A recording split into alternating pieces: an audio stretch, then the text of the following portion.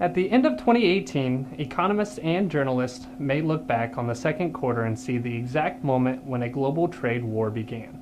Whether one is truly underway or not, the fact is the second quarter was a good quarter for equities.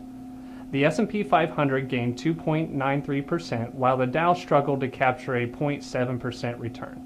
The Nasdaq Composite was the winner for the second quarter with an increase of 6.33%. Many foreign benchmarks also had a good quarter. Even as the Trump administration's planned import taxes on U.S. trading partners drew tariffs in kind and bred pessimism overseas. Our labor market, manufacturing, and service industries continued to look healthy, with consumer confidence and spending reports largely encouraging.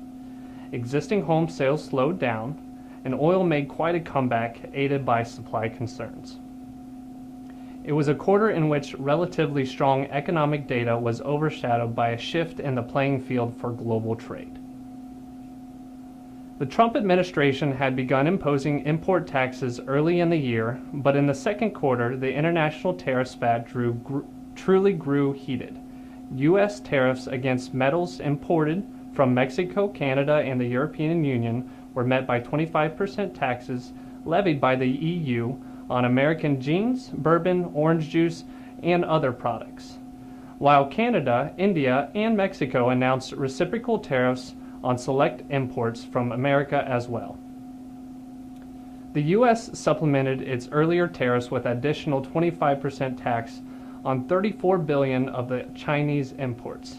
That took effect July 6, and threatened to impose further 10% duties on another $200 billion of Chinese products and a 20% tariff on autos coming out of the EU. China replied to the new tariff on $34 billion of its exports with an equal tariff on U.S. goods, to also be implemented on July 6. The Federal Reserve made its second rate move of the year in June, taking the target range for the federal funds rate to 0.25% higher to 2%, while a new wrinkle was found in the Fed's latest projection, which suggested 4 interest hikes might occur this year rather than the estimated 3. We saw consumer spending, consumer wages, and retail purchases all trend up in the second quarter. The Consumer Confidence Index was in the 98th percentile, while the historical average is in the mid-80s. It is clear that consumers have played a strong role in keeping the U.S. economy healthy. Unemployment declined even further in the second quarter. The U3 rate was at a 17-year low of 3.8% in June. In tandem, the U6 rate, encompassing underemployed workers, fell to 7.6% as well.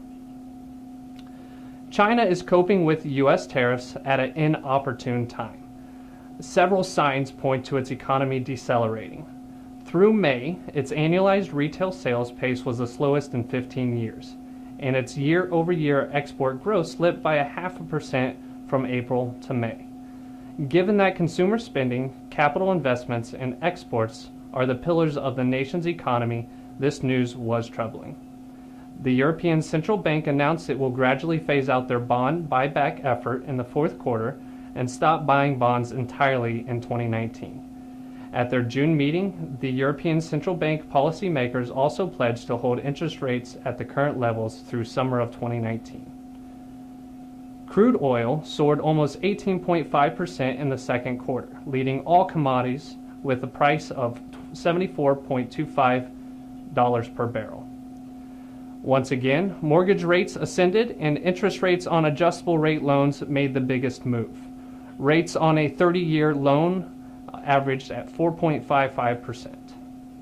With the housing market presenting buyers with gradually rising mortgage rates, thin inventory, and high prices, it is not surprising that the pace of home buying decelerated in the second quarter. The National Association of Realtors found sales have slowed down by 3% since last year. As for new home sales, the story told by the Census Bureau reports was slightly different. They were up 14.1% year over year. So what could this third quarter hold for equities? Can the market retain its upward bias, maybe even strengthening it as the summer proceeds? It is possible, but the bulls will have to overcome some big factors. The major headwinds from the multinational tariffs fight, perceptions that growth may be slowing or moderating in China and in the European Union, rising inflation, and the ongoing normalization of the monetary policy by the Federal Reserve. Then again, the consumer confidence surveys, the labor market, the decent to good retail sales, and consumer spending figures seem to have affirmed the economy's health this spring. In addition, the Fed's monetary policy remains essentially supportive.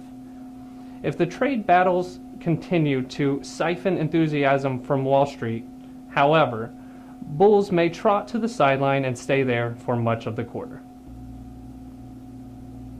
As always, your relationship manager is available to discuss in more detail this quarter's economic update or any questions you may have. Thank you for your trust you place in us. It is our honor to partner with you as you live out your life plan.